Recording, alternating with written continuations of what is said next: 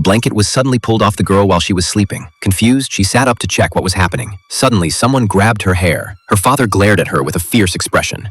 The girl trembled in fear. He gently touched her face, then slowly walked away. The next morning, her mother was cooking breakfast. The girl was still thinking about the previous night's incident. Just then, her father greeted her with a smile, as if nothing had happened the night before. She stormed off in anger. The normally gentle mother now seemed off. She began eating uncontrollably, stuffing food into her mouth like she was possessed. When her son complained that the dish was too salty, she stared at him intensely, grabbed more food, and shoved it into her mouth violently, then handed the rest to him. When he shook his head in refusal, she angrily flipped the dishes over and screamed. The boy burst into tears out of fear. No one understood what had gotten into her. The husband asked his wife what had happened that morning, but she said she had left home early and hadn't even prepared breakfast. Things were getting stranger by the minute. That night, the older sister was taking a shower when she suddenly heard knocking on the door. She wiped the fog off the glass window. There stood her younger sister, looking odd. She whispered, urging her sister to kill everyone in the house. Shocked, the older sister rushed out to ask her what she meant, but the younger sister insisted she had never left her room